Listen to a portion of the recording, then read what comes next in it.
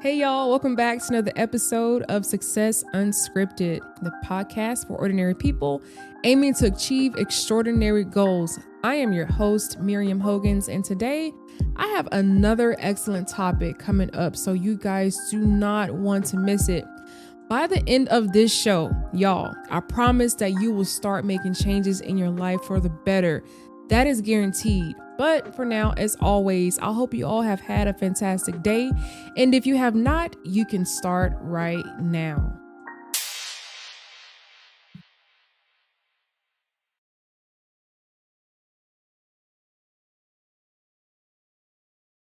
Okay, guys, so living in Austin, Texas, I have become quite acquainted with the term recycle or recycled.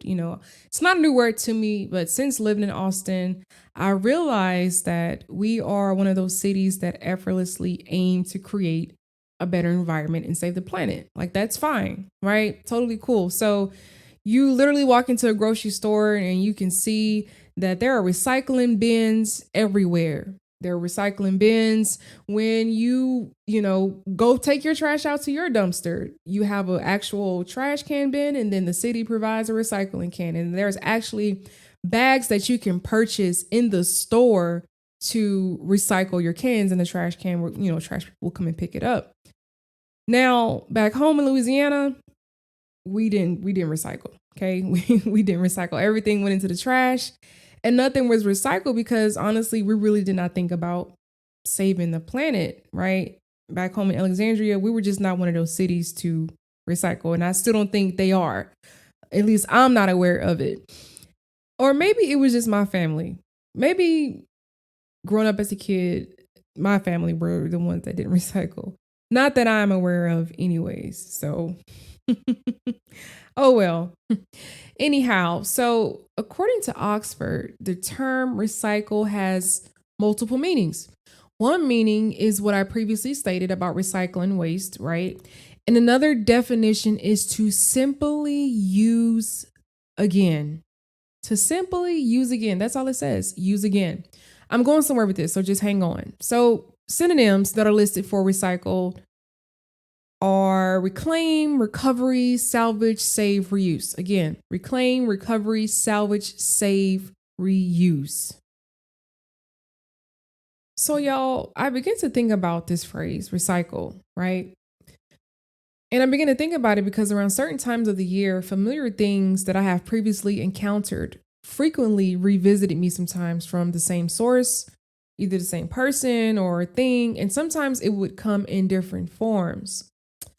However, it wasn't until last year that I began to realize a certain pattern, and I found myself stuck in a cycle of repeated behaviors, repeated emotions, and circumstances. I essentially noticed that I was just recycling old behaviors, which caused me to become trapped. These behaviors caused me to become trapped in that same cycle. Now, some of you may not believe that there is a direct correlation between the time of year when you experience something, but here's what I noticed. So I noticed, and I hope you guys are ready for this. Okay. So I noticed that my journal entries, in 2017 matched my journal entries in 2018 in certain months. So I was essentially struggling with the same battles in 2018, still writing about these same battles in 2019, 2020, 2021, in 2022, writing about the same battles that happened previously in 2021. And I was like, whoa, okay, y'all, this is crazy. And I had to take a step back. I was like, wait, so hold on 1 second. Cause in your iPhone, in your notes, it's a timestamp, right? There's a timestamp when you enter in your notes. So I always enter in certain journal entries in my notes, as well as in my personal journal, my physical journal, and I always date it.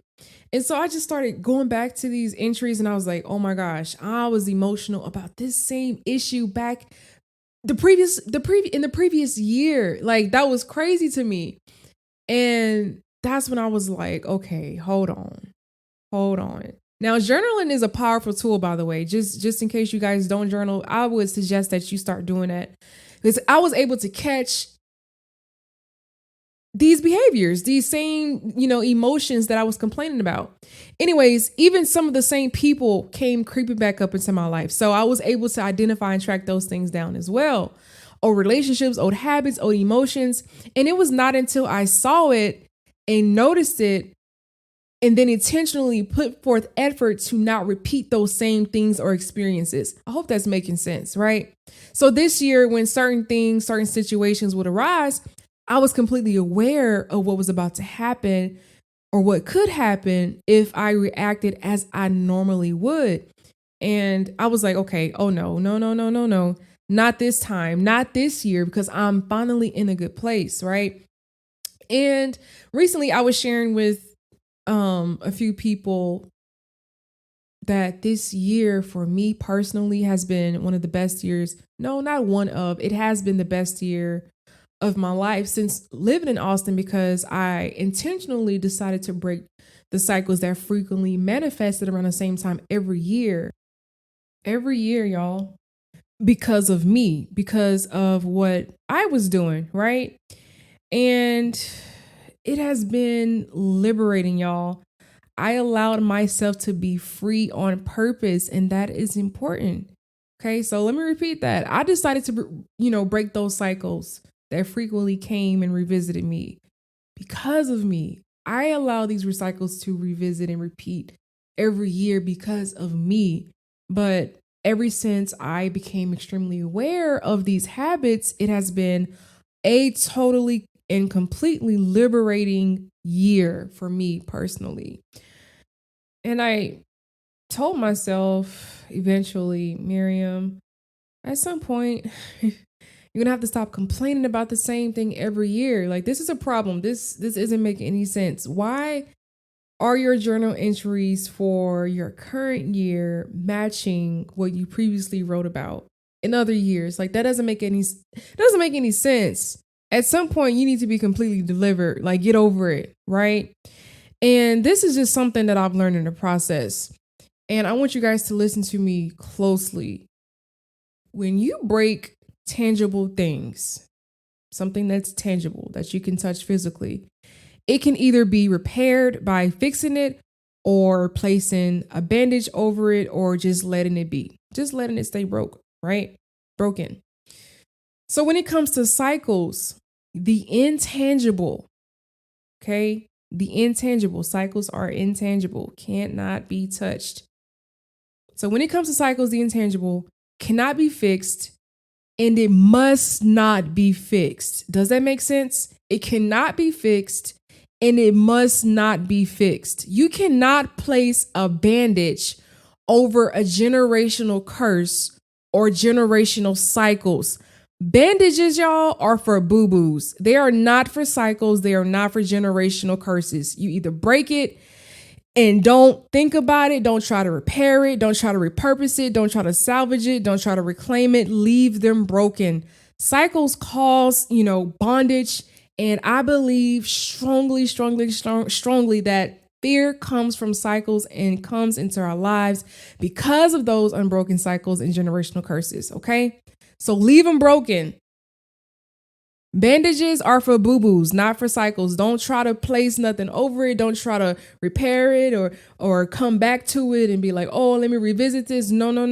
Don't salvage it, break it, leave it broken. Leave it broken. Okay, I think y'all got it now. Leave it broken. And so, we see many examples throughout the Old Testament of individuals, rulers, and others who repeatedly found themselves in situations that were handed down to them, right? So cycles and different curses were handed down to them. So one king would do one thing and then another king would come.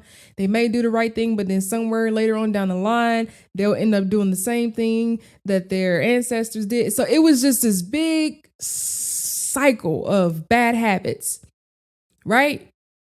And another great example, we all know this example, the children of Israel, and in many ways, y'all, if you think about it, we are no different from them. We're no different from the children of Israel in many ways.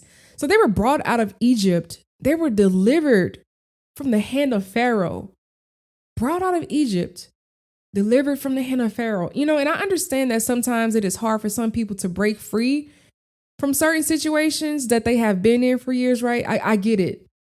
I was there once before, right? Even in my childhood, I was there. But at some point, you have to break free, move on. But I get it. What do you do, or how do you expect a group of people like the children of Israel or like us? What do you do, or how do you expect a group of people to act when you hand them promises, but they've been held in captivity for years? You've handed them promises. The children of Israel, they were promised their promised land. It was given to them, but they've been held in captivity for years. They're having a hard time escaping that Egypt mindset. How do you expect them to act, right? From the natural eye, you'd expect them to act according to their previous environment, being encamped, in slavery. So for them, they would have to purposely break free from that mindset of bondage that they have been, accustomed to. And I know that is hard for a lot of people. It was hard for me. And I believe that it stems from fear. We can evaluate ourselves and say, oh, I come from a broken family. Yes, you come from a broken family. Okay. You came from a broken family. Oh, my daddy was a drug dealer. Okay. Yes, he was a drug dealer. Oh, I got pregnant in my adolescent years. You were held in prison for many years. But when God hands you your freedom, when you're given your freedom, it is your responsibility to act upon it. That's whether you come from a broken family, you come from a family where your daddy was a drug dealer, you got pregnant. Once you're handed your freedom, it is your responsibility to act upon it. You have to be intentional. You have to intentionally break the cycles and mindsets you had while being held in captivity to truly experience freedom. Be the cycle breaker in your family. Start something new. Create a cycle of good habits and stop recycling trash. Stop recycling trash. So, where does fear come from? Is it from previous happenings, things that previously happened in your family, in your life? Where does fear come from? The first encounter or occurrence of fear took place in the book of Genesis. Adam and Eve said that I was naked and afraid, so I hid myself. They were fearful when they heard God's voice. And y'all, we only hide when we are scared. They said I was naked and afraid, so I hid myself. We only hide when we're scared. That's when fear crept into the world, when Adam and Eve failed, when they messed up. And from that day forward, God had to keep speaking to us about not being fearful or afraid throughout the history of the Bible, because he knew that fear would grip us if it had a chance to. He had to keep speaking to us about it because he knew that it would grip us. He knew fear would, grip us if it had a chance to. So that's why we have to be constantly reminded of those good scriptures, right? And I remember being afraid, every time there was a first day of school. In high school, in elementary, middle school, I always remember being afraid on the first day of school every school year. And when I used to be afraid, I would run. That was just something that I would do, right? Good or bad. At one point in my life, I was even afraid of success and the outcomes of it, good or bad. When my parents divorced, I ran. And I hope that's okay with me sharing, my parents, I know they understand. But when they divorced, I ran. I remember running away. And I didn't go too far, but, my mom was looking for me. So when people would upset me, I would run. When I got made fun of at school, I'd run. I'd hide to stay out of plain sight because of how people viewed me. I realized, that when my parents divorced, I became a runner. I figured out how to run from everything. Fear developed, the fear of what's next. I experienced, true fear for the first time at the age of 13. The fear of how to move on, when things became hard. I didn't know how else to react but to run. On my job, I would run when things got hard. I felt that it may be better for me to just leave, right? At school, I often talked about quitting because it seemed normal and right. Nothing is normal and right about that. Running every time something was wrong, that's immature, right? So something I experienced in my early adolescent years began to develop in my adult years. So when I started running as a young child, as a young teenager, that carried over into my adult years until I had to break it. I had to stop leaving jobs because, people were making me upset or they were talking about management. Like that was silly. That was immature. At some point I had to grow up and face those fears and break those cycles. No, you need to sit still. Stop leaving every job when somebody makes you upset. That doesn't make any sense. It's ridiculous. So these things begin to flow over into my adulthood because I started doing it as a child. Maybe it was not a fear of who did what to me, but it was always a fear of what people thought of me. So one thing sort of led to the next. Fear, it's in our imagination. We convince ourselves that things are bad, right? The fact that our minds can think beyond our present causes us to be fearful about the future. We tend to say to ourselves, this could happen or this might happen. And the fact that we cannot currently take action or do anything tangible about our future makes us extremely fearful. How many of us are more afraid about our present than our future, y'all? How many of us? We're more afraid of what is next than rather what's right here in our faces. And that is because we cannot control the future at times, but we control the right now. Now realizing that taking action in your right now would actually give you a better future where you don't have to be afraid.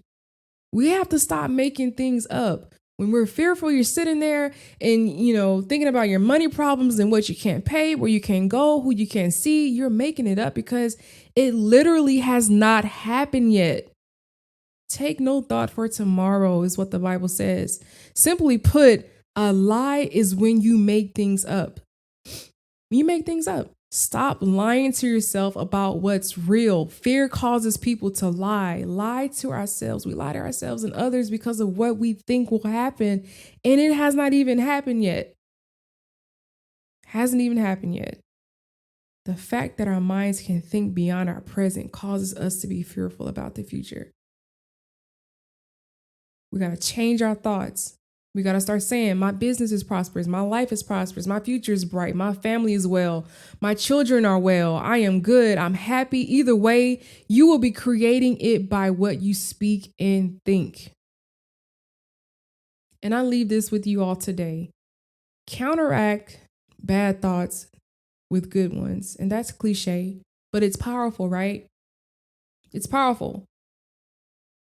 Could, should, would, might, can't, maybe are what you call probability indicators. And this hit me. I was journaling the other day. I said, man, could, should, would, might, can't, maybe are all probability indicators. These are fear-producing words. When one of these words are used, then there is a probability that something could happen, but won't necessarily happen. So when we say, I could have done this, or I might, or I would, but we count ourselves out. These are words of uncertainty. When we use these words, we do not believe in ourselves. Oh, it could happen, but I'm just not sure it would happen. But, could, should, would, might, can't, maybe. Will, can, shall, must, absolutely, definitely are all indicators that something must happen or take place. These are definitive words. These are definitive words. Will, can, shall, must, absolutely, definitely. All indicators that something must happen or take place. The actions in the garden, those are issues that we must deal with for generations to come. those actions of Adam and Eve, those are things that we'll have to deal with. But the great news is that we can overcome them. We can choose what is good and right. Look at Cain and Abel. Look at that tragic. Look at what happened. Because of what was passed down from their parents, Adam and Eve, evil entered into the world. We can choose what is good and right. Break those cycles and stop recycling bad habits. If you were born into a family of poverty, then you must break free of those thought patterns that may try to entangle and entrap your thoughts. It may try to entangle and entrap your thoughts. You get in this life what you put in, okay? You get in this life what you put in. You only get one life. The great Jim Rohn said, if you don't like how things are, change it. You are not a tree. You are not a tree. None of us are trees. We can just easily pick up and go, change anything, right? Trees can't. They're rooted and grounded. Maybe some of us need to be trees. Maybe some of us need to be rooted and grounded. If you don't like how things are, change it. You are not a tree. Okay, y'all. Until next time, take care. I hope that has helped somebody today. And if it has helped you, please feel free to share it. Send it to somebody that may be on your heart, a loved one that may be dealing with breaking cycles. Okay. Until then, take care. God bless.